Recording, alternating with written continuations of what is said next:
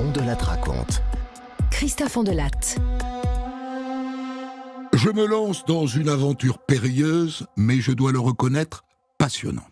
Je vais vous raconter l'histoire de Jeffrey Dahmer, l'un des plus grands tueurs en série américains.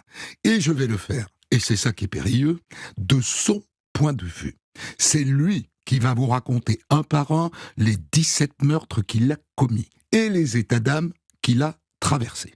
J'ai reconstitué ce récit à partir des très nombreuses déclarations qu'il a faites tout au long de l'instruction et de son procès. Pour le débrief, le docteur Daniel Zaguri, l'un des plus grands experts psychiatres français, dont la science nous sera d'un très grand secours, cette histoire ne doit pas arriver dans les oreilles des enfants. Jamais. La réalisation est signée Céline Lebras. Europe 1, Christophe Ondelatte.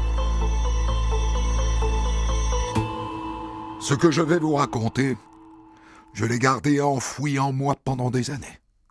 C'est comme sortir une pierre de 2 tonnes d'un puits. Mais je vais le faire. Je veux tout raconter. Avec tout ce qu'ils ont trouvé dans mon appartement, de toute façon, tous ces morceaux de corps, à quoi ça servirait que je monte?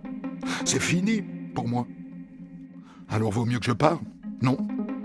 Et puis parler, ça va peut-être m'aider à combler le vide que je ressens. Je veux savoir pourquoi je suis comme ça, pourquoi j'ai l'esprit tordu, pourquoi je ne réfléchis pas normalement. Et puis pourquoi ça m'a pas rendu heureux, ça. Parce que vous savez, tuer des gens, sur le moment ça m'a provoqué du plaisir. Ça je dis pas.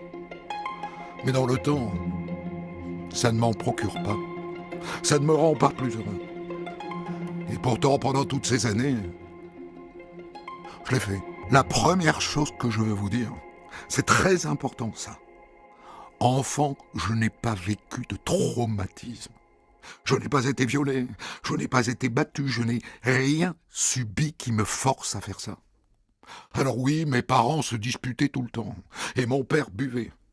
Mais enfin, d'autres pères boivent, et d'autres parents se disputent. À part ça, il n'y a pas de fou dans ma famille. Enfin, pas d'autres que moi. Je sais que les gens cherchent des pistes pour comprendre pourquoi je suis comme ça. Mais ils n'en trouvent pas. Il n'y en a pas. À part ça, c'est vrai que quand mon petit frère est né, j'avais 6 ans, j'ai eu l'impression que toute l'attention de mes parents se reportait sur lui. Je me suis retrouvé un peu seul, et en grandissant de plus en plus seul. Enfant, j'avais pas d'amis. Je crois qu'aucun ami n'est jamais venu chez moi. Mais ça va, hein. Je m'occupais. J'avais une cabane au fond du jardin. J'y entreposais tout un tas de trucs.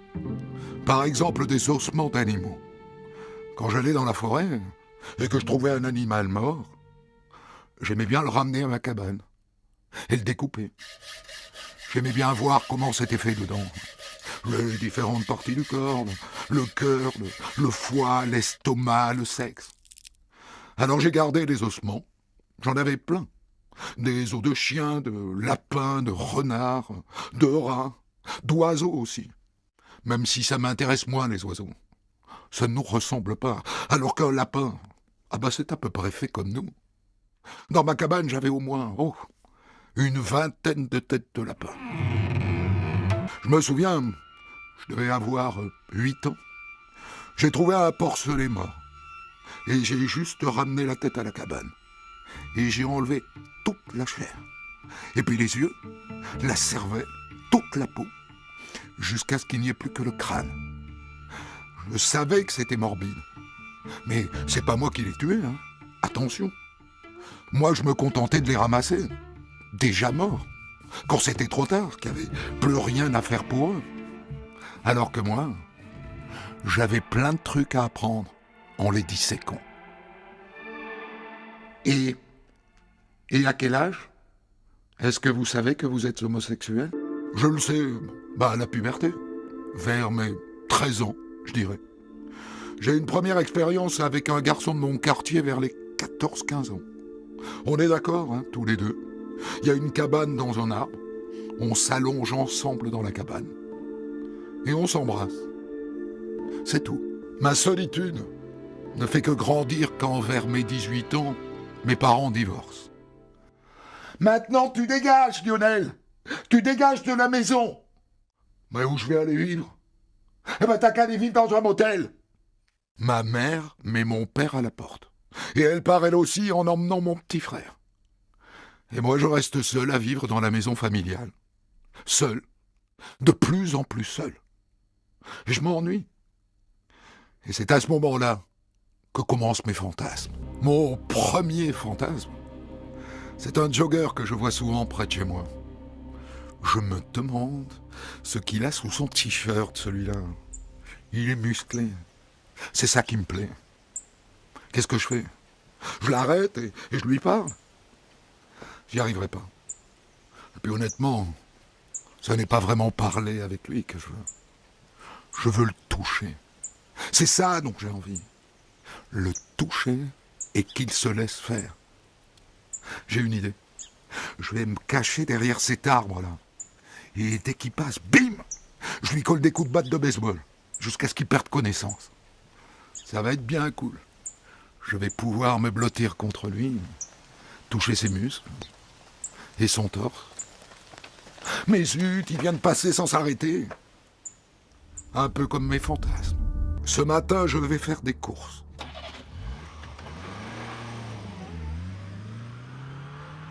Oh! Matt le garçon qui fait du stop, là. Ça me ferait quelqu'un à qui parler. Et en plus, il est torse nu. J'aimerais bien faire du sexe avec lui. Faut que j'arrive à le convaincre de venir chez moi. Salut. Salut. Moi, c'est Jeff. Jeff Redhammer. Et toi? Je m'appelle Steven. Steven X. Et moi, Steven X. J'ai des bières et de l'herbe chez moi. Ça te dit qu'on aille à la maison et qu'on picole tous les deux? Oui, d'accord. Pourquoi pas? Tu vas où comme ça en stop? Je vais au festival de musique de l'Ohio à Chippewa Lake Park. Sous son t-shirt, il a l'air d'avoir un torse magnifique. Il m'attire terriblement.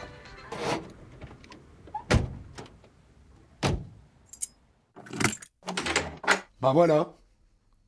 Ici, c'est chez moi. Pour être honnête, j'ai l'impression que je ne l'intéresse pas du tout. À mon avis, il n'aime pas du tout les garçons. Je pourrais lui demander, hein. Mais j'ose pas. Tu veux une autre bière, Steven? Non, Jeffrey, merci. Faut que je parte là, je peux pas rester, mes amis vont se demander où je suis. Il veut partir? Mais je peux pas le laisser partir. Je dois le faire avec lui, qu'il soit gay ou non, je m'en fiche. Tiens, regarde mon petit Steven, la grosse altère. Et bim, et bim, et bim.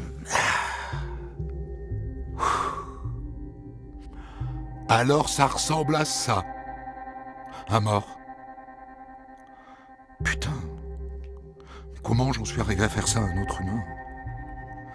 Mais là, au moins, à partir de maintenant, je contrôle la situation. Et ça m'excite bien. Bon. Maintenant, qu'est-ce que je vais faire du corps? Là, tout de suite, je peux le mettre dans le vide sanitaire sous la maison. Mais après, il faudra que je m'en débarrasse. Je vais le découper en morceaux, hein. Ça sera plus facile.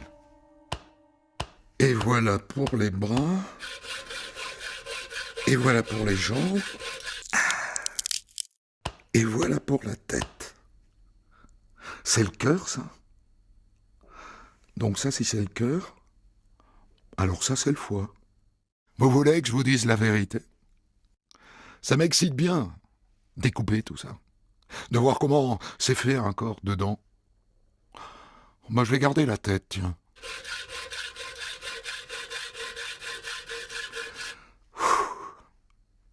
Ça m'a bien excité, tout ça. Et si je me donnais un peu de plaisir? Hein? Un peu de plaisir, là. Maintenant, tout de suite. Hein? Hein? Hein? Hein? Ah, ah, ah, ah. Ouh. C'était trop cool. Bon, maintenant, il faut que je me débarrasse de tout ça. Je connais un ravin pas loin. Je vais tout porter là-bas. Bon, d'abord, faut que je mette tout dans des sacs poubelles. Ah. Voilà. Et maintenant, on les sacs dans la voiture. Allez, c'est parti. C'est dingue ce que j'ai fait à ce mec. Mais ça m'a bien plu. Hein. Ça, je peux pas dire. Ça m'a bien plu. Merde, merde, une voiture de police. Pourvu qu'il me demande pas d'ouvrir les sacs. Bonsoir, monsieur. Vous savez que vous avez franchi la ligne jaune en roulant?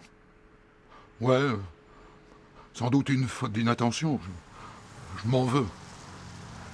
Vous avez bu, monsieur? Ah non, non. Allez-y. Soufflez là-dedans.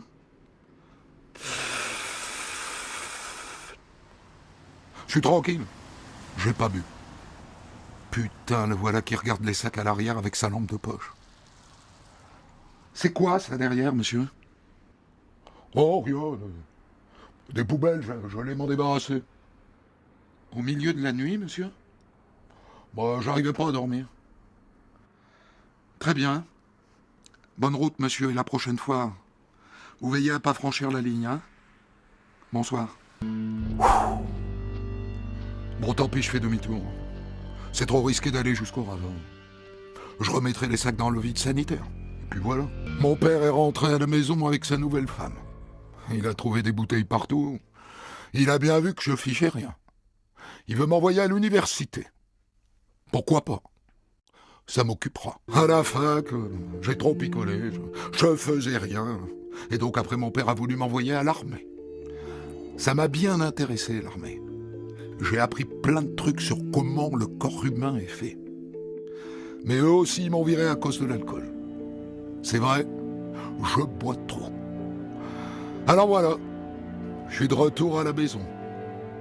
Va falloir sérieusement que je me débarrasse des sacs plastiques avec les morceaux du corps de ce Steven, là, qui sont toujours sous la terrasse. Ils doivent être bien pourris maintenant. Je vais pas m'embêter. Je vais aller en mettre un peu partout dans le jardin. Et puis voilà. Putain. Mais comment j'ai pu faire un truc pareil? Enfin, j'ai tué ce type. Je l'ai coupé en morceaux. Et j'ai laissé 3 ans les morceaux pourrir sous la terrasse. Et là maintenant, je viens d'en mettre partout dans le jardin. Mais quelle sorte d'homme je suis. Je m'en veux de tout ça.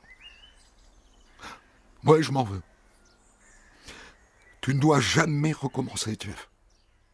Jamais. Finalement, mon père ne veut pas que je reste à la maison. Il veut que j'aille m'installer à Milwaukee chez ma grand-mère. J'ai dit oui, hein. Je l'aime beaucoup, ma mémé. Elle n'a aucun défaut. Et du coup, maintenant, je peux l'aider, si elle a besoin.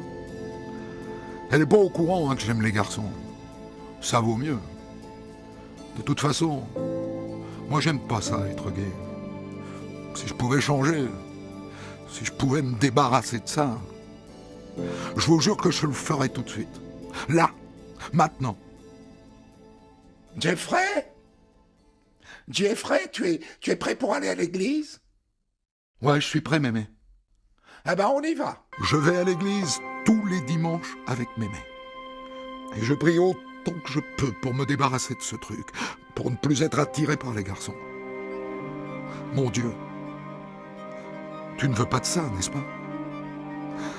Je ne veux plus approcher un garçon. Je ne veux plus, tu m'entends? Parce que je sais comment ça va se finir. Je le sais très bien. Vous savez ce que j'ai fait hier soir?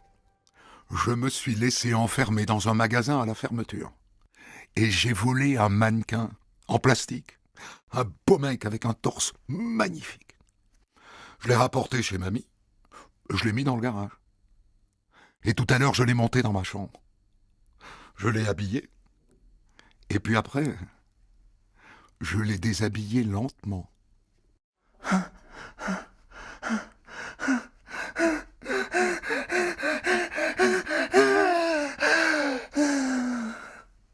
Je suis déçu.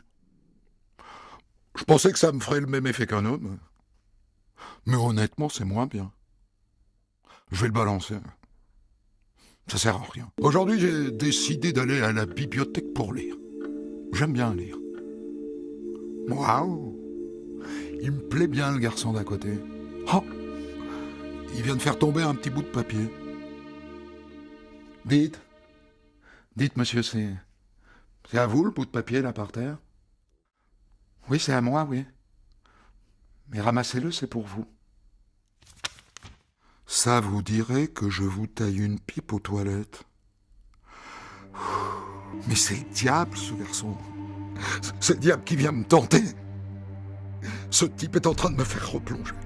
J'ai tout fait pour tourner la page, pour pas penser au garçon, et ce type est en train de me faire dérailler. Je vais lui dire non. Non, non, non. J'irai pas me faire tailler une pipe dans les chiottes par ce gars. Mais putain, t'as rouvert la boîte où j'avais tout enfermé. Merde! Merde! J'ai trouvé un boulot dans une pizzeria. C'est bien cool. L'ambiance est bonne et l'avantage, c'est que je suis libre le soir et le week-end. J'ai repéré un bar gay. J'y vais de temps en temps. S'il vous plaît, un gin tonic. Je finis toujours par trouver un mec pour la nuit. Ah, comme j'aime. Une lopette bien soumise. C'est quand même mieux qu'un mannequin. Je m'étais juré de ne pas recommencer à coucher avec les garçons. J'y arrive pas. C'est pas possible. C'est un endroit où les gens comme moi se retrouvent. Tu payes $1, tu rentres, tu te déshabilles, tu te mets dans le bain, et t'attends. Et tu finis toujours par trouver un mec. Le problème, c'est que j'arrive toujours pas à trouver le genre de mec qui me plaît vraiment. Un mec qui dit rien, un mec qui demande rien, qui fait ce que je veux. Faut toujours que les gars prennent des initiatives. Et moi, j'aime pas ça. Salut, toi. Je t'offre un verre? Et voilà. Encore un qui pense que c'est lui qui va décider. Cela dit, il me plaît bien. J'aime bien les mecs musclés comme ça. Mais pas question de le laisser à la manœuvre. Je vais profiter de lui sans qu'il me fasse chier. Je vais lui glisser un médoc dans le verre. J'en ai un. De l'Alcyon. C'est un somnifère. Et comme ça, je pourrai faire ce que je veux avec lui. Il ne me demandera rien. Je déciderai de tout. J'adore ça. Décider de tout. Et voilà. Le gars avec qui j'ai couché hier soir a prévenu le patron du bar quand il s'est réveillé dans le potage. Et il lui a dit que je l'avais drogué. Et que je l'avais violé. Bravo! Bravo! Maintenant, je peux plus foutre les pieds dans ce bar. Et en plus, le boss du bistrot a prévenu tous les bains publics de Milwaukee. Mais quel con, ce mec! Je vais faire comment, moi, maintenant? Avec tout ça, les années ont passé. Maintenant, ça fait 9 ans que j'ai tué ce Steven. 9 ans que je suis revenu dans le droit chemin. Et je suis bien content. Je m'étais juré de ne pas recommencer. J'ai tenu le coup. 9 ans, putain. Et vous savez quoi? Je viens de rencontrer un autre Steven. C'est le hasard, hein, je pense. Et il me plaît beaucoup. Mais honnêtement, je ne me vois pas le ramener chez Mémé. Ça te dirait qu'on prenne une chambre d'hôtel? On pourrait aller à l'Ambassadeur? Oh ben d'accord, mon chou. On a picolé comme des cochons. Et je me souviens qu'on a fait l'amour. Et puis je sais pas ce qui s'est passé. C'est quand je me réveille que je réalise. Il y a du sang partout dans la chambre. Le gars est mort, putain. Il y a du sang qui sort de sa bouche. Et c'est moi qui l'ai tué. Moi. Les blessures, j'ai dû le défoncer à coups de poing. Ça doit être l'alcool, je me souviens de rien. J'ai pas voulu ça. Je suis pas venu dans cette chambre pour ça. Je voulais pas le tuer. Je voulais pas le tuer. Je l'ai tué sans m'en apercevoir. 9 ans. J'ai tenu 9 ans. Et j'ai replongé.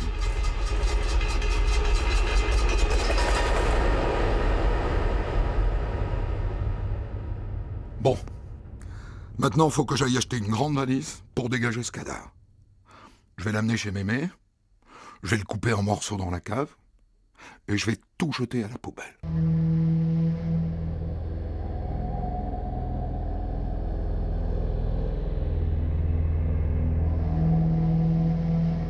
Ça a recommencé.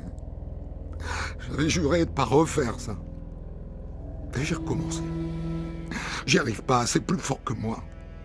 Pourquoi? Pourquoi est-ce que je ne peux pas résister? Je suis possédé par le diable. Ça doit être ça. Ah, s'il y a un Dieu, c'est qu'il y a un diable. Ah ben voilà, moi je suis du côté du diable. Je ne peux rien faire contre ça. Je ne peux rien contrôler. Le diable s'est emparé de moi. Et il va pas me lâcher. Il m'a désigné pour faire le mal sur terre. Il a fait de moi une bête. C'est ma mission, désormais. Je n'ai pas le choix. Je vais faire le mal. J'ai loué la cassette du Retour du Jedi hier soir. Je m'aperçois que je suis comme l'empereur, que je peux contrôler les esprits. Tiens, je vais m'acheter des lentilles pour me faire les yeux jaunes, comme lui. Je les mettrai le soir pour sortir. Je serai maléfique. Le diable n'a pas d'empathie. Ah ben moi non plus, je n'ai pas d'empathie. Les 2 gars que j'ai tués, j'ai regretté de les avoir tués, ça oui. Mais ça m'a rien fait, en vrai. Enfin pour eux, je veux dire. À partir de maintenant, je suis le diable, comme dans les films. Sauf que moi, je vais le faire en vrai. Ce soir, c'est décidé. Je sors. Je vais aller faire le tour des parquets. Je trouverai bien quelqu'un avec qui passer la nuit. Il est pas mal, ce petit Indien, là, à l'arrêt de bus, devant le bar. Il doit avoir dans les 14-15 ans. Quelque chose comme ça. En principe, c'est pas trop mon truc, les gamins. Mais celui-là, ouais, il me plaît. Salut, ça va? Moi, c'est Jeff. Salut, moi, c'est James. James, ça te dirait qu'on aille chez moi tous les deux? Pourquoi pas? Mais je te préviens, c'est $50. 50 $? Pourquoi faire? Ben, pour coucher. Jusqu'à demain matin. Ça te va? Ça me va. Je vais le ramener chez Mémé. À cette heure-là, elle dort. Pour coucher? Je crois pas, non. Je le ramène. Je lui file 5 ou 6 somnifères dans un verre. Et je l'étrangle. Et après, je pourrai faire ce que je veux. Comme toujours. Bonjour, Mémé. T'as bien dormi? Ah bonjour mon petit Jeffrey. Oui, j'ai bien dormi. Et toi? Je t'ai entendu rentrer tard, hein, comme d'habitude. Pourquoi tu rentres toujours tard, comme ça? Je suis jeune, Mémé. C'est pour ça. Tu veux un café avec des œufs et du bacon, comme d'habitude? Ouais, c'est gentil, Mémé. Merci. Il va falloir que je dégage le cadavre de James là-haut dans ma chambre. Faudrait pas que Mémé tombe dessus. Je vais quand même le garder quelques jours, non? Bah si. Si, ça me fait bien plaisir de l'avoir sur mon lit là-haut. J'ai bien l'intention de lui faire 2 ou 3 cochonneries, d'en profiter un peu, quoi. Je vais essayer de le garder au moins une semaine. Ça dépendra de l'odeur. Après, je le descendrai à la cape pour le découper. Cet après-midi, je vais me balader. Je vais aller chercher le prochain. Pourquoi pas lui, là? Ce petit chinois, là. Enfin, peut-être un métis. Hey, salut. Salut. Ça te dirait de te faire un peu d'argent, genre $50? Ouais, pourquoi pas, ça dépend pourquoi. Bah, juste pour faire des photos avec toi. D'accord. $50, hein? $50. C'est promis. Il me plaît beaucoup, celui-là. Viens. Viens, c'est par là. Vas-y. Là, c'est ma chambre. Tu rentres? Et tu te déshabilles? J'enlève tout? Ouais, tout. Et tu te mets bien allongé sur le lit, là. Ok. Maintenant, tu te lèves. Il me fait vraiment quelque chose, hein, celui-là. Il m'excite, quoi.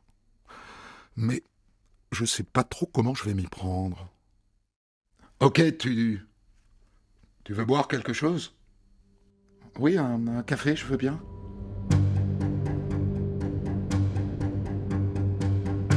En fait, je sais très bien comment je vais m'y prendre.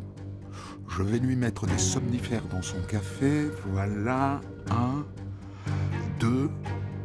Et dans 2 minutes, je pourrai faire comme je veux. J'ai pas dû en mettre assez. Il dort pas vraiment. Tant pis. Voyons si je colle ma tête sur son ventre, si j'entends quelque chose. Ah ouais, ouais. J'entends le sang qui coule. Et j'entends son cœur aussi. Ah, c'est chouette. Faut que j'y aille. Tu me donnes mes $50? Ouais, ouais. Ouais, d'accord, les voilà. J'aurais dû le retenir. Mais comment? J'allais pas quand même lui donner un coup de poing ou un coup de couteau. J'en ai même pas de couteau d'ailleurs. Faudrait que j'en ai un. Au cas où. Et voilà. Il en a parlé à ses parents, les parents sont allés à l'hôpital et puis à la police, et ils ont porté plainte pour agression sexuelle. D'après les flics, faut que j'aille voir un psychologue. Je vais rien lui dire. Voilà. Je vous écoute, monsieur Damer. Vous ne dites rien? Monsieur Damer, allez-y, expliquez-moi par exemple pourquoi vous avez essayé d'endormir ce garçon avec des somnifères. Monsieur Damer, dites quelque chose. Eh ben parce que je voulais coucher avec lui. Voilà. Et je savais pas comment lui dire et ça m'a mis en colère. Et voilà, c'est tout. Vous avez d'autres questions? Pourquoi est-ce que vous êtes agressif comme ça, monsieur Damer?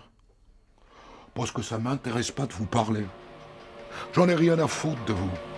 Dans son rapport, il a écrit que je me sers des gens, que je vois les autres comme un objet. Il dit que j'ai un problème, que je suis dangereux et qu'il faut m'enfermer. Heureusement, le juge n'est pas allé jusque-là. Il m'a collé 1 an de semi-liberté. S'il avait réalisé qui je suis vraiment, est-ce que j'ai fait? Et donc je vais pouvoir travailler le jour et le soir, je dormirai à la prison. Et en plus, c'est pas pour tout de suite. Le juge m'a dit, dans quelques mois. Ah ben ça me laisse du temps. Je vais pouvoir m'amuser un peu en attendant. Pour commenter son histoire du jour, Christophe Ondelatte reçoit un invité, acteur direct de son récit. Je vous ai proposé aujourd'hui la première partie de mon récit sur l'affaire Jeffrey Dahmer, 2e épisode demain. Dahmer, dont je rappelle ici le triste palmarès, 17 meurtres de jeunes homosexuels, dont il a systématiquement dépecé les cadavres et conservé en souvenir un morceau de corps. Et docteur Daniel Zaguri, c'est avec vous que j'ai choisi de débriefer cette histoire. Vous qui êtes expert psychiatre, qui avez notamment expertisé Guy Georges, Patrice Allègre, Michel Fourniret, vous ne connaissez pas son dossier psychiatrique, on parle donc de choses en général. Vous êtes l'un des plus grands experts psychiatres français. Vous avez notamment expertisé un certain nombre de tueurs en série, comme Guy Georges, comme Patrice Allègre, comme Michel Fourniret. Je voudrais qu'au tout début de cette interview, on commence par poser un mot. Est-ce que cet homme est psychopathe? La question du diagnostic de la personnalité a été discutée par les psychiatres américains. Et je vous dis tout de suite que c'est pas la question la plus importante. Psychopathe, effectivement, beaucoup de tueurs en série ont une dimension psychopathique, sans doute en a-t-il une. Ça veut dire quoi d'ailleurs psychopathe? On peut faire une petite pause là-dessus? Mais bien entendu, ce sont des sujets qui ont des troubles de la personnalité, qui ne sont pas des maladies mentales, qui sont centrés sur une impulsivité majeure, une instabilité affective et caractérielle, une appétence pour les drogues, des transgressions répétées, etc., etc. Mais les 2 diagnostics qui ont été le plus discutés par les psychiatres américains, c'est borderline, avec cette idée d'abandon qui est centrale chez lui et dans son histoire, et notamment dans sa relation à sa famille, ce sentiment de vide, cette vulnérabilité, cette addiction à l'alcool. Et un autre diagnostic, trouble schizotypique, chez un enfant isolé, ayant des troubles de la relation avec les autres, avec le sentiment d'être différent des autres et avec des comportements bizarres. Ce sont des troubles de la personnalité qui n'atteignent pas le niveau d'un processus schizophrénique. Et je vous dis tout de suite, ça n'est pas d'un intérêt majeur. Bien sûr, ça nous permet d'approcher sa personnalité, mais des sujets qui ont des troubles schizotypiques, si on se réfère, si vous voulez, à la prévalence de la maladie dans la société. En France, il y en a probablement plus de 2 millions. Hein, et des sujets borderline aussi. tous n'ont pas ce destin atroce et hors norme. Donc, je crois que ce qui est le plus important, quand on fait l'expertise d'un sujet comme ça, c'est d'attraper son histoire depuis le début, de voir comment il évolue, de voir par quel stade il est passé, de voir quels sont les moments carrefour à évolution aléatoire et quelles sont les routes qu'il a prises, et si vous voulez, de faire tout ça sans parti pris, sans au départ, voilà. Et donc, si vous voulez, le processus, le cheminement qui fait que d'étape en étape, il est allé vers ces crimes atroces, est beaucoup plus important que le diagnostic de personnalité, parce que de toute évidence, tous ceux qui ont ce diagnostic n'ont pas de tel destin criminel. Je voudrais qu'on évoque maintenant ce qu'il raconte lui-même de ce moment de son enfance où il se met à disséquer des corps d'animaux, tout en disant qu'il ne les a pas tués lui-même et qu'il fait ça pour voir commencer à l'intérieur. Et c'est quelque chose qui va revenir tout au long de son histoire, on le verra dans le 2e épisode, il veut voir commencer à l'intérieur des corps. C'est probablement un moment clé, parce que ça va ouvrir un espace de solitude, un espace de spéculation, de recherche anatomique, comment c'est fait l'intérieur des corps, un peu comme un enfant qui brise un jouet, à part que c'est pas un jouet, ce sont des animaux. Et les pédopsychiatres le savent, à chaque fois qu'un enfant manifeste ce type de comportement, toutes les lampes rouges sont allumées. On retrouve souvent dans le passé des tueurs en série ce type de cruauté à l'égard des animaux. Mais chez lui, dans son esprit, à l'époque, non seulement c'est pas cruel, mais en plus c'est associé à son père, qui au fond, avec une espèce d'alibi scientifique, je ne sais pas si c'est vrai, mais je pense que... C'est-à-dire que dans la série de Netflix qui a été tirée de cette histoire, on donne au père un rôle prépondérant dans ce goût pour les cadavres d'animaux. Dans le récit que Dahmer fait lui-même de son enfance, il ne met pas du tout son père en situation. Donc moi, j'ignore quelle est la part d'invention de la série. Oui, voilà. Donc, moi, j'ai vu la série, j'ai vu qu'il offrait à sa maîtresse un bocal avec des grenouilles. Enfin, voilà, c'est ce que dit le mythe. Je ne sais pas si c'est vrai ou si c'est pas vrai, mais en tout cas, c'est un enfant solitaire qui a une cabane au fond du jardin et qui, au lieu de jouer, va dépecer des cadavres d'animaux, et on a très nettement l'impression que c'est une sorte de phase préparatoire à ce qui va venir par la suite, c'est-à-dire dépecer des cadavres humains. Donc il y a là une espèce de spéculation anatomique extrêmement inquiétante qui s'inscrit. C'est malsain de vouloir savoir comment s'est fait dedans un corps, parce que moi-même, jusqu'à avoir assisté à une autopsie, j'avais cette curiosité, et je n'ai pas le sentiment qu'elle était malsaine. Vous avez assisté à une autopsie, docteur Zaguri ? Cher Christophe Ondelat, ne mélangeons pas tout. Ne mélangeons pas l'étude anatomique du corps humain dans le cours d'études de médecine, ou peut-être, comme vous l'avez fait, dans le cours d'enquête de police, avec un enfant qui s'entraîne, si je puis dire. Ça n'est pas du tout la même chose. C'est pas la même curiosité. Là, c'est une curiosité, si je puis dire, pour lui-même. Enfin, il est dans une position dans une posture de contrôle, de maîtrise, de spéculation, et qui, normalement, devrait rencontrer des freins éthiques, des freins de dégoût, qui chez lui n'existent pas. Ne fonctionnent déjà plus. Dès cet âge-là. Alors il y a un autre point qui m'a beaucoup intéressé, parce que je ne pensais pas qu'un tueur en série puisse être travaillé par la culpabilité. Or, dès son premier crime, il dit « Quelle sorte d'homme est-ce que je suis devenu ? Quelle sorte d'homme est-ce que je suis ?» On peut donc commettre le pire et s'en sentir coupable. Alors, je ne pense pas qu'il s'agisse de culpabilité. Quand vous éprouvez authentiquement un sentiment de culpabilité, vous ne commettez pas ce type d'acte. Ce que j'ai observé, moi, c'est la honte. La honte d'en être réduit à ça, la honte d'être appréhendé. Bon, la honte, ça n'est pas la culpabilité. Et ce que j'ai observé aussi, et qui je pense est très présent chez lui, c'est la conscience de l'inéluctabilité de la répétition. C'est-à-dire que si je mets le doigt dans l'engrenage, ça va continuer. Et c'est pas de la culpabilité.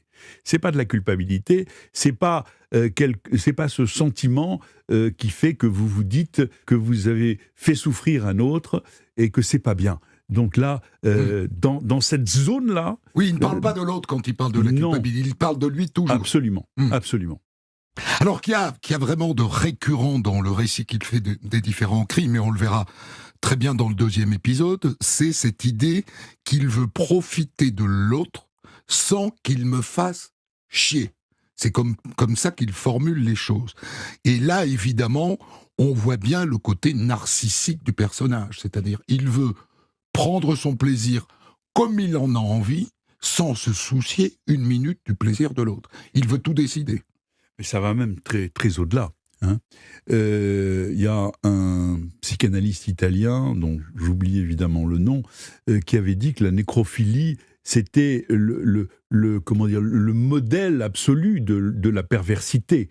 Si vous voulez, qu'il s'agisse d'une silhouette là, d'un mannequin qu'il a volé dans un magasin, qu'il s'agisse d'un jeune garçon qu'il a endormi avec des somnifères, ou qu'il s'agisse d'un cadavre, l'autre n'existe pas. L'autre est réduit à néant. Il est dans un moment où il est tout, où il est l'univers tout entier, et où l'autre n'est rien, où l'autre est à sa merci, et où l'autre ne risque pas de lui nuire ou de le perturber dans ce moment très particulier d'ivresse absolue. Alors moi, il y a autre chose qui m'a bien intéressé, c'est ce moment où il s'auto-convainc qu'il est pris par le diable, et que, comme il n'y a pas moyen de résister au diable, alors, partie pour partie, il y va. Il travaille pour le diable. C'est une facilité intellectuelle pour lui ? Non, vous avez assez bien décrit la suite des passages à l'acte criminel. Le premier, au fond, on a l'impression que c'est improvisé. Voilà, et puis, le deuxième, 9 ans après, il regrette d'avoir craqué, d'avoir cédé, du moins, il le dit par votre bouche. Et après, il s'y fait. Et il va procéder à ce que j'ai observé chez un certain nombre d'entre eux, c'est-à-dire un travail d'endurcissement. Je suis très au-dessus de la condition humaine. Si vous voulez, ce ne sont pas des actes dans lesquels les sujets jouissent de la souffrance de l'autre. Ils jouissent de leur indifférence à la souffrance de l'autre. Ils jouissent d'être au-delà de la condition humaine, de tous ces petits sentiments misérables que vous et moi et tous les autres partageons. C'est donc ce travail d'endurcissement, de se faire une carapace, de ne plus rien éprouver.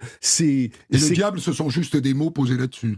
Oui, je pense que... Alors, si vous voulez, là, il y a quelque chose de très intéressant, parce que j'ai trouvé dans ce que disaient les psychiatres américains la même chose que j'ai trouvé en France dans certaines affaires, où vous avez des querelles d'experts totalement idiotes.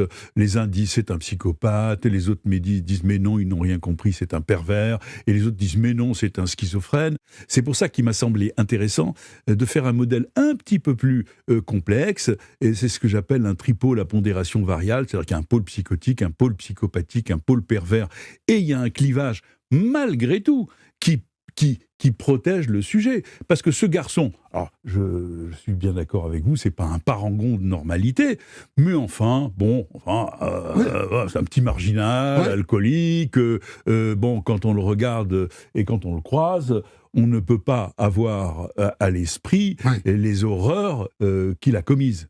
Il fait un stop de 9 ans. Est-ce qu'on peut mettre un couvercle pendant 9 ans sur quelque chose d'aussi pathologique et d'aussi profond en soi? La preuve que oui. Eh bien, la preuve que oui, absolument. Et souvent, les enquêteurs, dans des affaires comme celle-là, disent c'est pas possible. C'est pas possible parce qu'ils ont à l'esprit, si vous voulez, une représentation comme une addiction. Comme si avoir goûté à cette, si je puis dire, à ces orgies narcissiques, à ces horreurs, à ces ivresses, au fond, le sujet ne pouvait plus s'arrêter. Or, on s'aperçoit, quand on regarde la biographie et le parcours d'un certain nombre de tueurs en série, c'est qu'il y a des trous. Voilà, il y a des trous. Donc, là aussi, il faut être modeste, et il ne faut pas leur attribuer une espèce de répétition machinale et automatique. Merci pour la première partie de ce débrief, Daniel Zaguri. Voici le deuxième épisode de mon récit consacré à l'affaire Jeffrey Dahmer, l'un des plus grands tueurs en série de l'histoire des États-Unis. 17 meurtres de jeunes homosexuels dont il a systématiquement dépecé les cadavres et conservé souvent un morceau de corps. Comme dans le premier épisode, je vais me placer dans sa tête, dans ses pas et dans ses mains. Un récit au jeu, adapté des très nombreuses déclarations qu'il a faites tout au long de l'instruction et pendant le procès. Je rappelle que ce récit ne peut pas et ne doit pas être écouté ou entendu même de loin par des enfants. Pour le débrief, je ferai appel à l'expert psychiatre Daniel Zaguri. La réalisation de cet épisode numéro 2 est signée Céline Lebras. Europe 1, Christophe Ondelatte. Dans l'épisode précédent, en 1978, âgé de 18 ans, Jeffrey Dahmer tue à coups d'haltère un jeune homosexuel qu'il a ramené chez lui. Il découpe son cadavre et cache les restes dans le vide sanitaire de la maison familiale. Pendant 9 ans, il lutte contre ses fantasmes et ne commet aucun autre crime. Mais en 1987, il récidive et tue un deuxième jeune garçon. Il en conclut qu'il est possédé par le diable et qu'il n'a aucun moyen de résister à ses fantasmes. 4 mois plus tard, il fait une troisième victime, un adolescent de 14 ans. Il l'étrangle et le viole post-mortem et décide de conserver le cadavre une semaine dans sa chambre avant de le découper dans la cave de sa grand-mère. Quelques mois plus tard, il enlève un quatrième garçon et glisse des somnifères dans son café. Mais le garçon se réveille et il dénonce Dahmer à la police. Il vient d'être condamné à 1 année de prison sous le régime de la semi-liberté. En attendant d'exécuter sa peine, il poursuit sa folie meurtrière. Ce soir, je vais au Cage. C'était mon bar de nuit préféré, mais ils vont fermer. C'est l'Ader.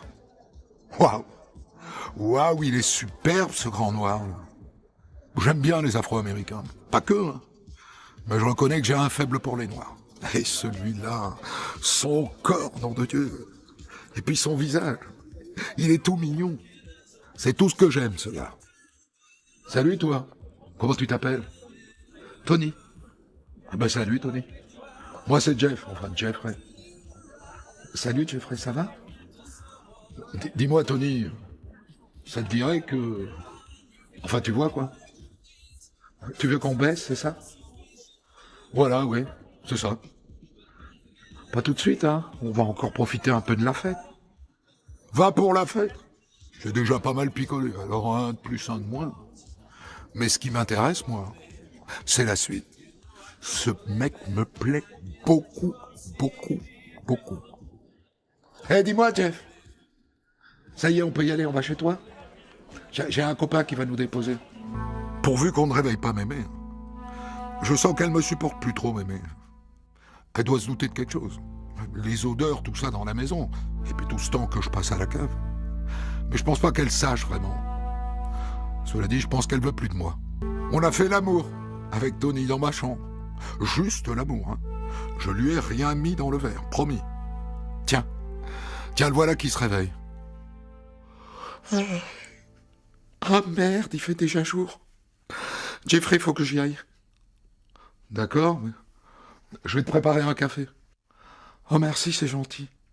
Gentil? Je crois pas, non. Et hop, un petit cacheton dans le café. Je veux pas qu'il parte tout de suite, celui-là. Lui, je veux le garder. Tiens, Tony. Le voilà, ton café. C'est bien. Il est en train de s'endormir. Viens là, mon petit coco.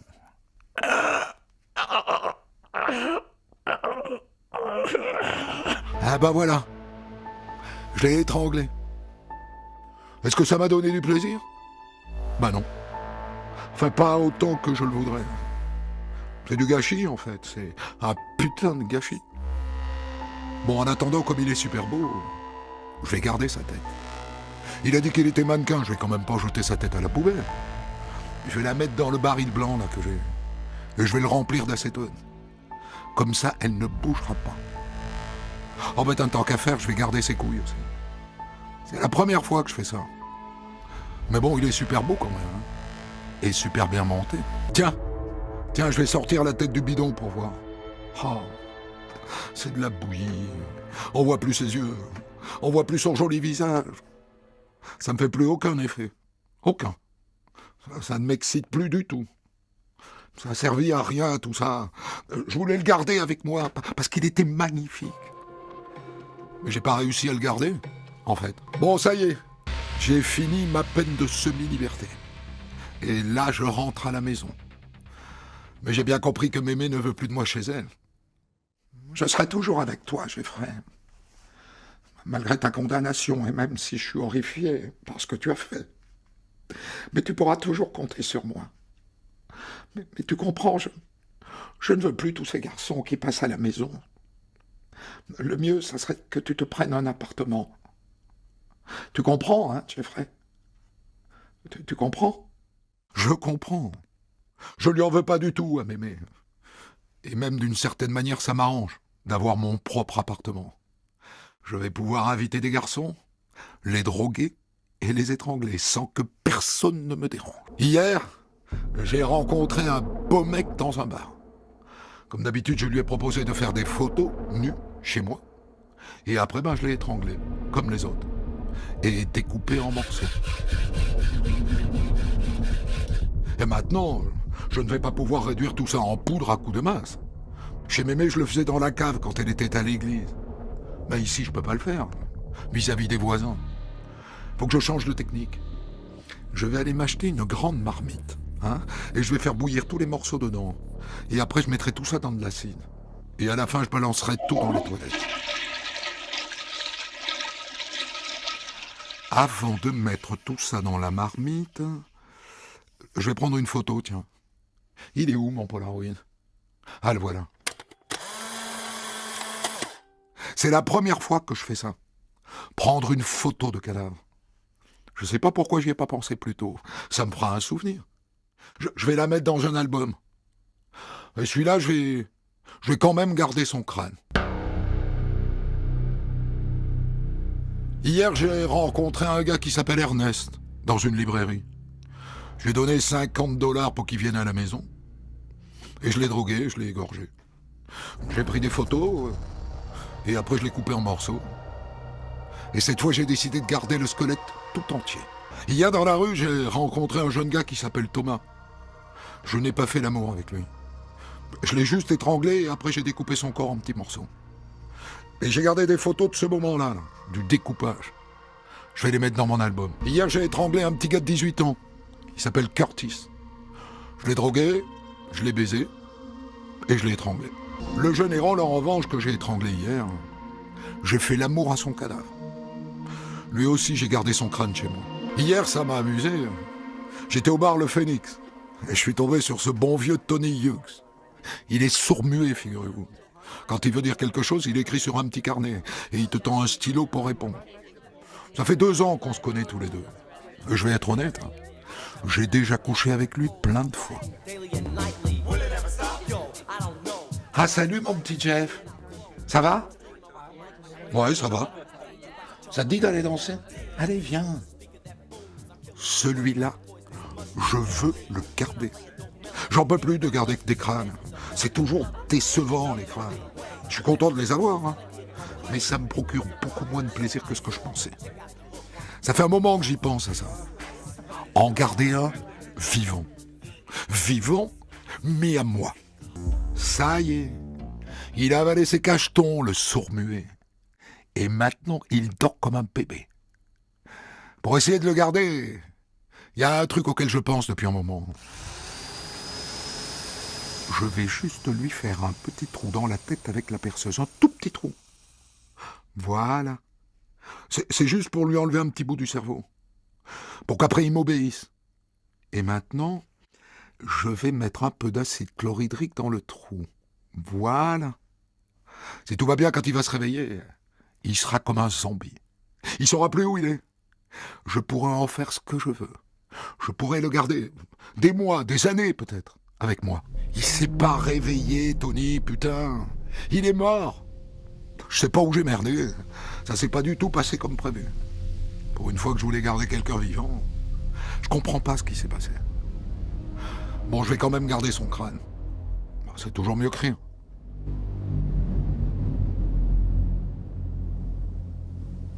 Aujourd'hui, tiens, je vais aller faire des courses. Bonjour, madame. Dites-moi, je voudrais acheter un congélateur. Un grand. D'accord. Vous avez une contenance en tête ? Au moins 140 litres. Vous avez ça ? Oui, bien sûr. Je vous le fais livrer chez vous. J'aime bien aller au centre commercial, faire des photos. Bonjour.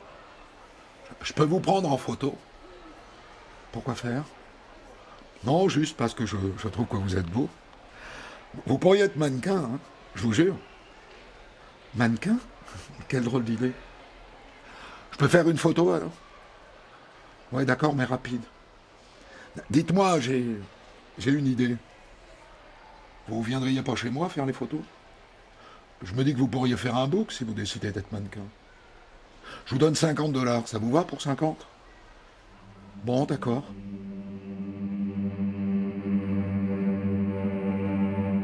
Celui-là, je vais à nouveau essayer d'en faire un zombie avec la personne. Il faut que j'arrive jusqu'au cerveau, mais pas trop profond.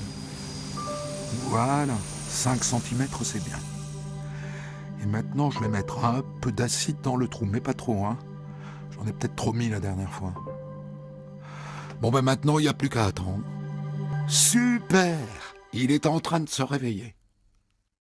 Ça va, mon petit Conrad ? Il a bien fait son dodo ? Qu'est-ce qui se passe ? Rien, Conrad. Détends-toi. Il parle. Oh, j'ai réussi mon coup. Il est devenu un zombie. Je vais pouvoir le garder avec moi. Tiens, je vais aller m'acheter 2 ou 3 bières pour fêter ça. Tu bouges pas, hein, mon petit Conrad ? Tu bouges pas, je reviens. Je vais bien m'occuper de toi. Tu verras, tu le regretteras pas. Mais c'est quoi cette voiture de police arrêtée devant chez moi ? Oh merde, le gamin est dehors. Il est sorti de chez moi. Il est sur le trottoir, nu dans une couverture. Mais qu'est-ce qu'il fait là ? Ils vont pas me l'enlever. Il faut absolument que je le récupère. Bonjour. Bonjour, c'est mon petit ami. Il a pas mal bu, je vais m'en occuper. Je vais le remonter chez moi. Monsieur l'agent, c'est un voisin, lui, je le reconnais, c'est un mec pas normal. Faut pas laisser remonter le jeune chez lui. Mais non, ne vous inquiétez pas, monsieur l'agent, il n'y a pas de problème. C'est mon petit ami, je vous jure. Faut pas le laisser faire, je vous dis. Il faut l'empêcher. Écoutez, madame, vous allez vous calmer, hein. Et vous, monsieur, vous allez prendre votre petit ami, puis on va vous aider à le remonter chez vous. Elle a failli briser notre belle harmonie, cette fille. Allez, viens, mon petit Conrad. On va remonter gentiment à la maison, avec les policiers. Va falloir jouer finement avec eux. Regardez, ces vêtements sont pliés sur la chaise, là. Et tenez, je vais vous prouver que c'est bien mon petit ami. J'ai des photos de lui, là. Je les ai prises tout à l'heure avec mon Polaroid. Regardez. Voyons. Oui, effectivement. Bon, d'accord, très bien, monsieur. Bonne fin de journée. Ouh, ça a été chaud, là. Parce qu'heureusement qu'ils sont pas allés dans ma pieu, là. Bah, y a toujours le cadavre du petit Tony sur le lit. Le petit sourd-muet, là. J'avais envie de profiter encore de lui. Ouf! Allez, viens, mon petit Conrad. Je vais te remettre un peu d'acide dans le trou pour que t'aies plus envie de me quitter. Finalement, il est mort. Le joli petit Conrad. Celui-là non plus, j'ai pas réussi à le garder vivant. Pour moi. Je vais le mettre avec l'autre sur le lit. Ces deux-là, j'ai bien l'intention d'en profiter autant que je peux. Il y a un truc que j'aime bien. Je fais ça depuis quelque temps, avec les types que j'étrangle. Je leur fais l'amour quand ils sont morts. Parfois c'est dans la bouche, Parfois, je leur ouvre l'estomac et je mets mon truc dedans. Ça me donne un plaisir dingue. Il y a un autre truc que je fais de plus en plus souvent avec les gars que j'étrangle. Avant, je mettais tout dans un bidon plein d'acide.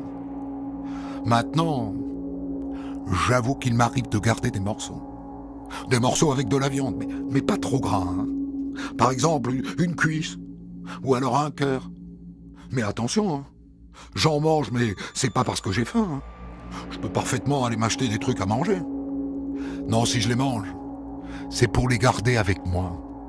Je les mange, je les digère, et ça me fait une sorte de symbiose entre eux et moi, vous comprenez? C'est ça que je cherche. De l'intimité avec eux pour l'éternité.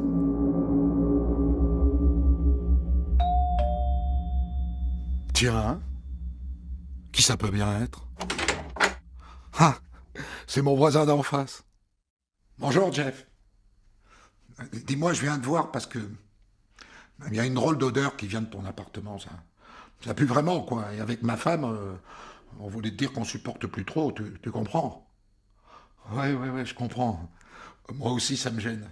C'est mon congélateur, il marche plus. Alors, tout ce qu'il y a dedans est pourri maintenant. Je vais m'en occuper, promis. D'accord. Merci, hein, Jeff, merci. Encore un qui dort comme un bébé sur mon lit. Il s'appelle Matt. Il m'a dit qu'il avait 20 ans, je l'ai rencontré à la Gay Pride à Chicago. Je sais pas trop ce que je vais faire maintenant.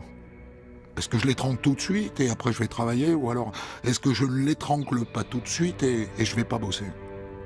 Comme ça je pourrais en profiter un peu ce soir. Je vais faire ça.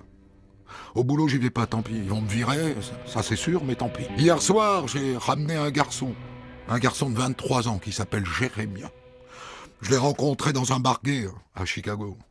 Et il a accepté de venir jusqu'à Milwaukee. C'est cool, non? On a passé une bonne nuit tous les deux. Hein, Jérémia? Qu'on a passé une bonne nuit. Ah ouais, je suis d'accord, Jeff. Mais là, il faut que je rentre à Chicago. Encore un qui a voulu partir et me laisser seul. Donc je lui ai fait un petit café. Et après je l'ai étranglé. Et après j'ai mis sa jolie tête dans mon congélateur. Et les bouts de son corps dans un bidon d'acide. Hier soir j'en ai trouvé un autre. Oliver. Je l'ai drogué. Je l'ai étranglé. Je l'ai coupé en morceaux. J'ai mis sa tête dans le congélo. Et je me suis gardé le cœur. Je le mangerai plus tard, le cœur. C'est bon, il paraît. Je n'ai pas encore eu le temps de manger le cœur d'Oliver. Ce matin, j'en ai déjà trouvé un autre à l'arrêt de bus. Joseph. Il est venu à la maison faire des photos. Je l'ai étranglé avec une sangle, pour une fois pas avec les mains. Ah, ça change. Et puis j'ai mis sa tête au congélateur. Il n'y a plus trop de place, hein.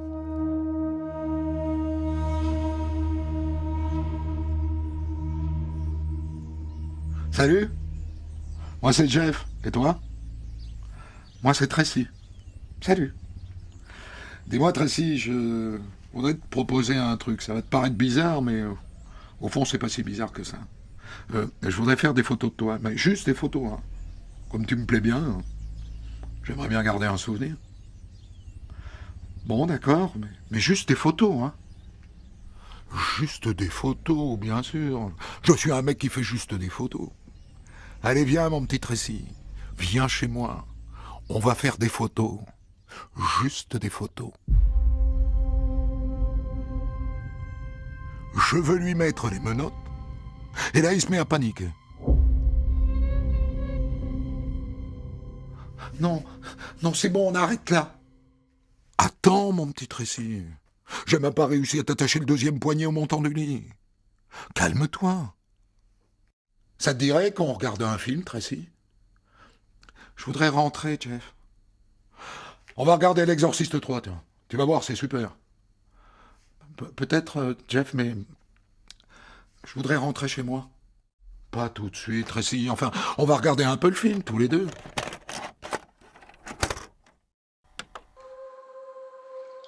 Dites aux médias que je suis bien le Gémeaux. C'est mon ultime avertissement. Vous savez, je peux vous aider à le perdre. Perdre quoi? Votre scepticisme. Je suis là fatigue. Dis, Jeffrey, je voudrais aller aux toilettes, ça t'embête pas? Aidez-moi. Vas-y, vas-y. Je t'attends. Mais qu'est-ce qu'il a fait, cet abruti? Aïe! Putain, il m'a filé un coup. Et il se barre, le con. Et reste là! Reste là, Tracy, je vais pas te faire de mal. Je te promets. Tracy, putain, Tracy! Il est sorti, l'idiot. Mais pourquoi je l'ai pas attaché au lit? Il est sorti en caleçon. Ah, je le vois par la fenêtre. Il a encore les menottes qui lui pendent à la main. Mais qu'est-ce qu'il fait, là, bordel? Il va pas arrêter cette voiture de flic? Je lui ai encore rien fait. Je voulais juste faire des photos de lui. Et je voulais juste lui montrer un film. Ah bah voilà. Il va tout raconter aux flics. Monsieur? Police, ouvrez, s'il vous plaît. Bonjour, monsieur. Police. On peut rentrer? Allez-y, je vous en prie. S'il fouille l'appartement, je suis foutu. C'est quoi, ça, monsieur? Ben, c'est un couteau, vous voyez bien. Le garçon dans la rue nous a dit que vous l'aviez menacé avec ce couteau. Oh, mais c'est rien, c'était juste un jeu. Il nous a dit aussi, monsieur, que vous aviez des têtes dans votre appartement. Des têtes? Ah bon? Et des têtes comment? Des têtes d'hommes, monsieur. C'est ça qu'il a dit. Il a dit qu'elles étaient dans le frigo. Vous pouvez ouvrir votre frigo, monsieur?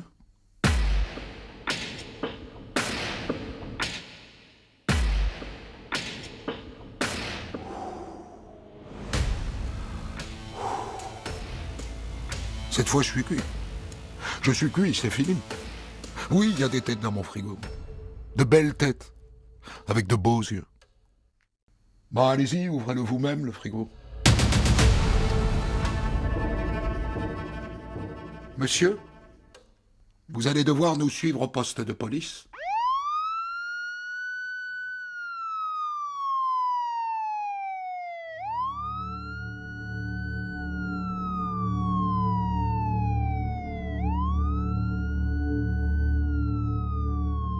Ah voilà, c'est fini. De toute façon, je savais que ça se finirait comme ça. Ils ont trouvé les têtes, les scies, le marteau, le cutter, la chaux. Ils ont trouvé tout ce que j'ai gardé, les testicules des gars, leurs cheveux, un cœur aussi, quelques muscles, des squelettes. Et surtout des crânes. Hein.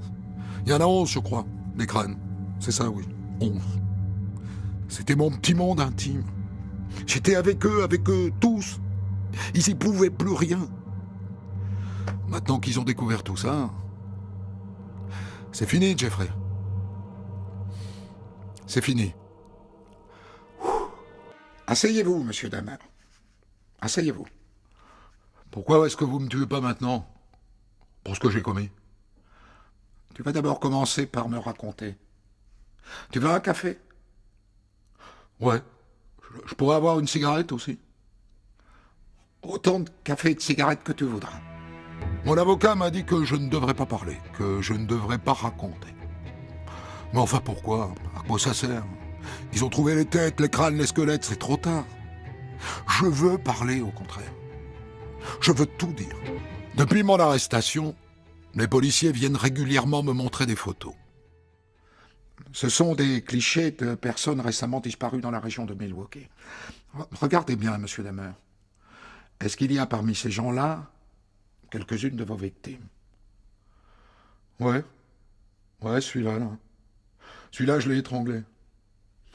Celui-là aussi, je pense. Je veux raconter chaque crime, un par un. Je veux donner tous les détails. D'abord pour les victimes, c'est le moins que je puisse faire.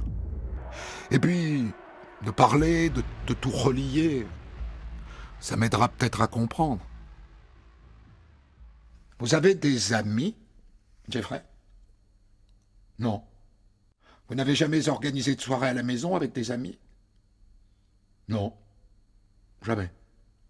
Vous n'avez personne avec qui échanger, je ne sais pas, moi, parler de vos problèmes, de vos joies aussi, de vos bonheurs? Non. J'ai personne. J'ai aucun ami. Je suis tout seul. Tout seul, tout le temps tout seul. J'ai pas eu un seul ami depuis tout petit, je crois. Je ne fais que dire la vérité. Je suis tout seul depuis tellement de temps. Ils vont me juger. C'est normal. D'après ce que j'ai compris, mon procès va être filmé en direct et retransmis dans plein de pays du monde. Allez, faut y aller, mon petit Jeff. Ils attendent tous de voir ta tronche. Je sais pas trop comment ils m'imaginent.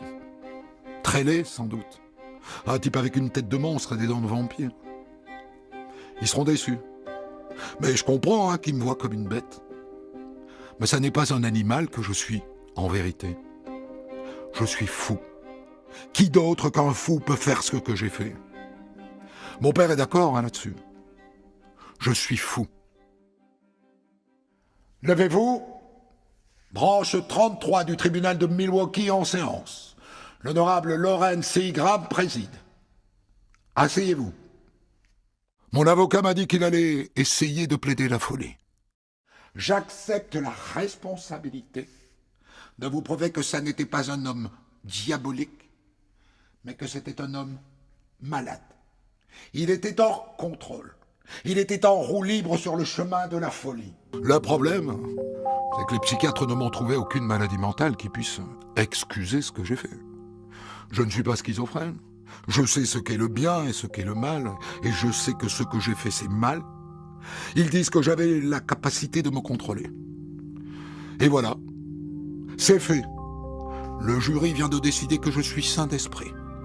Et donc on va me juger. Mais je suis fou. En tout cas, je ne suis pas sain d'esprit. Monsieur Dahmer, levez-vous, je vous prie. Souhaitez-vous dire quelque chose avant que nous n'annoncions la sentence? Oui, votre honneur, oui. Il n'a jamais été question d'essayer de me faire libérer. Et honnêtement, j'aurais bien voulu que vous me condamniez à mort. J'ai toujours su que j'étais malade, ou diabolique, ou même les deux. Je sais maintenant que je serai en prison pour le reste de ma vie. Et je sais que je devrais me tourner vers Dieu pour m'aider à traverser chaque journée. J'aurais dû rester avec Dieu.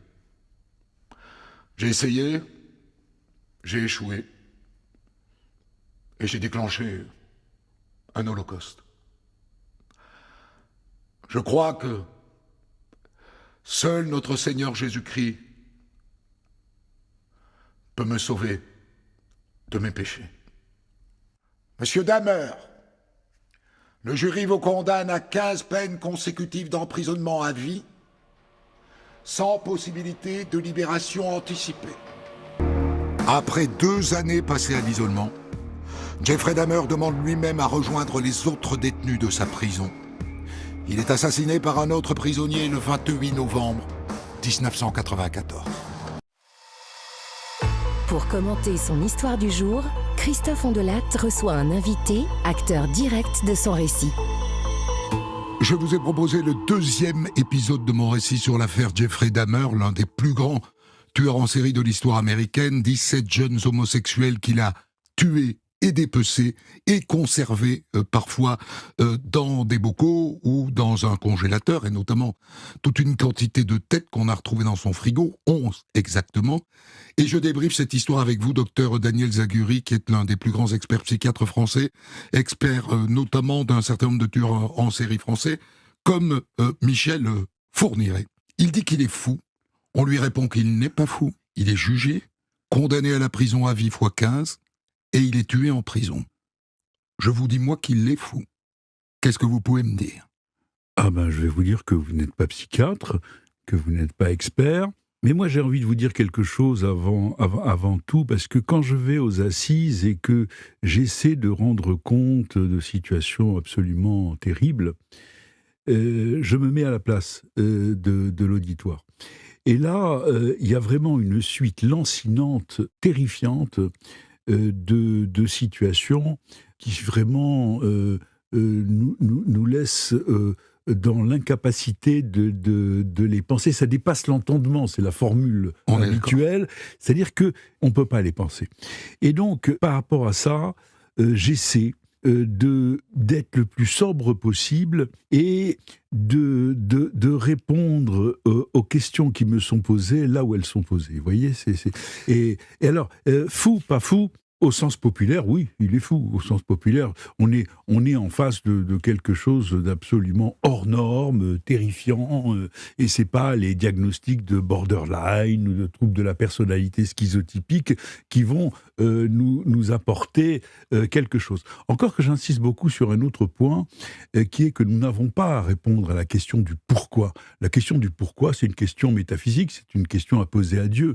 Mais à la question du comment, encore une fois, on attrape son histoire là où elle commence et on la suit étape par étape et on essaie de voir comment tout ça s'est organisé. Donc fou au sens populaire, oui, mais au sens médico-légal, il a réussi à se contenir pendant 9 ans. Il a réussi à éviter des situations à certains moments parce que les circonstances ne s'y prêtaient pas. Et il n'a pas agi pour des raisons délirantes, pour sauver sa peau, parce qu'il était en danger imminent. Il a tué pour jouir, même si cette jouissance nous paraît insupportable et qu'elle est de l'ordre de cette espèce d'ivresse de toute puissance et pas du tout de l'ordre de la sexualité. J'entends bien qu'il y a nécessité pour toute société de fixer des limites à ce qui pourrait excuser quelqu'un et l'empêcher d'être jugé, et on ne peut pas envoyer tout le monde à l'hôpital psychiatrique sous prétexte que le principe de tuer est une folie. Enfin, néanmoins, cet homme n'est pas rationnel. Or, un procès, c'est rationnel. Or, la justice, ça rend des décisions rationnelles. On est quand même sur un problème, là. C'est-à-dire que ce type, effectivement, n'entre pas dans les schémas de l'excuse psychiatrique. N'empêche qu'il n'y a rien de rationnel dans ce qu'il a fait. Le jugé ne sert pas à grand-chose.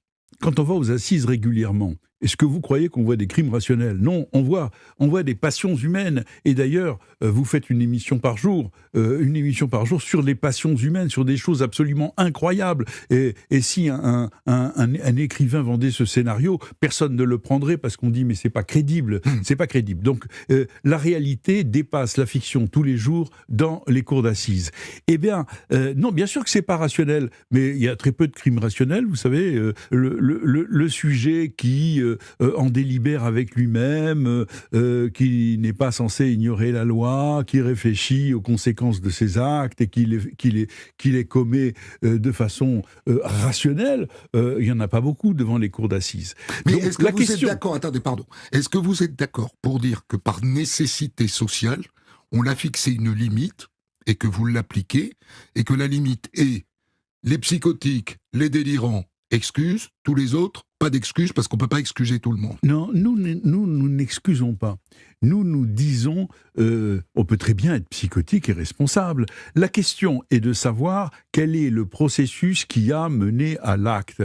Est-ce que seule la maladie mentale éclaire l'acte qui a été commis ou pas ? C'est ça la question de l'expert. C'est pas une question morale, c'est pas une question d'excuse, c'est pas une question de limite posée par la société. C'est pas de se conformer à ce qu'on nous a ordonné de faire. C'est de dire quel est le processus du passage à l'acte. Et là, le processus du passage à l'acte, il est essentiellement pervers. Il n'est pas délirant. Il fait pas ça, encore une fois, pour se défendre. Il fait pas ça parce que ça lui est imposé par un délire. Alors, il y a quelque chose d'extrêmement intéressant dans le procès, c'est qu'à la fin, l'avocat, effectivement, a dit il était un véhicule fou, en roue libre, hors contrôle. Et l'avocat général, lui, il a répondu à l'avocat de la défense, non, il était le conducteur du véhicule. Et ce qui est troublant et étonnant, je pense à l'affaire Allègre, que vous avez déjà traité, c'est de voir comment, à la fois, il y a un pilotage automatique et en même temps, il y a un pilote. Vous voyez, c'est comment le sujet est submergé par une espèce de rage de destructivité et comment il continue tout de même d'être aux manettes. Le fait qu'il raconte, qu'il ressente cette nécessité de raconter, est-ce que c'est, comme il le dit, parce qu'il doit bien ça aux victimes, ou est-ce que c'est pour être, une fois de plus, et toujours, le centre du monde ?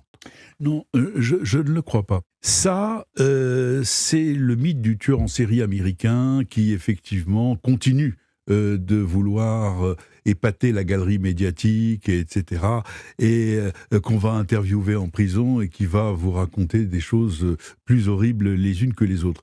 Moi, ce que j'ai observé chez les tueurs en série français, avec peut-être l'exception de Fourniret, c'est que il ne recherchait pas du tout la médiatisation, il ne cherchait pas du tout la glorification, et comme disait Guy Georges, quand on parlait de moi, je me planquais.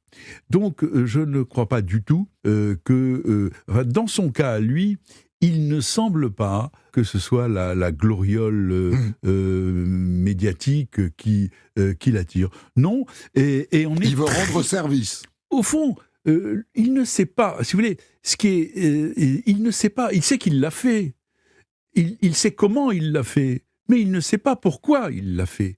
Et ça, c'est une question qu'il se pose peut-être sincèrement. C'est ce que disaient notamment Guy Georges ou Patrice Allègre, c'est-à-dire qu'ils ignorent les raisons profondes de leur conduite. Donc ils s'interrogent. A priori, je pense qu'il y a une certaine sincérité, à ceci près que c'est pas pour apaiser la peine des victimes, Oui. des familles de victimes. Bon, C'est une élégance. Commun, C'est une élégance. On observe que le récit est de plus en plus froid. Et si je l'ai rendu de plus en plus froid, c'est parce que le récit qu'il en fait lui-même au magistrat, au procès et à son avocate est aussi de plus en plus froid, avec cette espèce de paroxysme qui est donc cette expérience de la perceuse, cette envie qu'il a de faire des zombies qui ne meurent pas mais qui demeurent près de lui, à sa botte, à sa disposition. On a l'impression qu'effectivement il part en toupie. Oui, alors, je l'ai dit hier, le premier crime peut être un crime improvisé, et à partir de là, il y a une matrice de la répétition qui se met en place. Hein. C'est ce que j'appelle l'éprouvé subjugant. Alors il a quand même résisté à cet éprouvé subjugant pendant 9 ans. Ouais. Hein. Ensuite, ça se répète, ça se systématise. Il y a une espèce de suite lancinante. Le mode opératoire est quasiment le même, avec quelques petites improvisations en fonction des victimes et en fonction des circonstances. Et ce qu'il sait à ce moment-là, et ce que nous savons après coup, c'est que aucune barrière interne ne l'arrêtera. Seule une barrière externe l'arrêtera, c'est-à-dire un moment où il sera appréhendé. C'est-à-dire qu'il a fait le deuil, au fond, de sa capacité à arrêter tout ça. Oui, il s'est laissé aller à la répétition, à la systématisation. Et donc il y a une accélération, forcément. Oui, il y a une fuite en avant, il y a une amplification, il y a une accélération, évidemment. Le fait qu'il garde les têtes est quelque chose de stupéfiant. 11 têtes sont retrouvées dans son réfrigérateur, avec parfois ce constat qu'il fait que il a bien fait de les garder, mais qu'en même temps, ils sont moins mignons qu'avant, ces hommes qu'il voulait garder. Là, on est dans l'horreur absolue. Oui. Hein. Bon, faut quand même le dire. On peut pas parler de ça comme si on parlait de choses banales. Il répète à plusieurs reprises, je voulais le garder. C'est-à-dire la non-séparation, la volonté de non-séparation est fondamentale pour le comprendre. Et c'est dans les moments d'abandon, c'est à 18 ans, quand il se retrouve seul à la maison, que sa mère est partie, que son père n'est pas là, qu'il va commettre son premier crime, et puis c'est au moment où ces victimes veulent partir que souvent se déclenche le passage à l'acte. En tout cas au début, parce qu'après, inéluctablement, toutes les séquences étaient programmées, si je puis dire. Et donc, il faut les garder à sa disposition. Et je pense, peut-être que ça n'a pas été beaucoup dit, je pense que l'odeur aussi était très importante. C'est-à-dire que ce bain de putréfaction dans lequel il était, c'était un rappel permanent, tout le temps, des crimes qu'il avait commis. Donc, d'une certaine façon, garder les têtes, garder les organes, c'était continuer de les avoir à son entière disposition. Quant aux atroces expériences qu'il a faites, avec la perceuse, c'était au fond pour aller à un stade de plus que l'objet inerte, c'est-à-dire la marionnette dont on peut faire ce qu'on veut et qu'on peut diriger à sa guise. Le zombie, c'est un mort-vivant. Il y a aussi ce moment où il se met à manger des morceaux de cœur. Je ne sais pas si on peut utiliser le mot cannibale, ça n'a pas grand intérêt en l'occurrence, parce que lui dit que son objectif, c'est la symbiose parfaite. C'est eux en lui. Oui, eh ben, je pense que, vous savez, parfois, ils disent des choses sur leurs actes qui sont plus vrais que ce que disent certains psychologues ou psychiatres. Oui, c'est vraiment les garder pour lui aller jusqu'au bout du processus de non-séparation. Merci Daniel Zaguri d'avoir joué et accepté cet exercice qui consiste à tenter de décrypter les faits et gestes de Jeffrey Dahmer. Et je vous le redis, si l'idée vous traversez l'esprit de faire écouter ça à un enfant ou à un adolescent, n'en faites rien. Et si votre belle-mère est pas en forme, ne le lui faites pas écouter non plus. Des centaines d'histoires disponibles sur vos plateformes d'écoute et sur europe1.fr.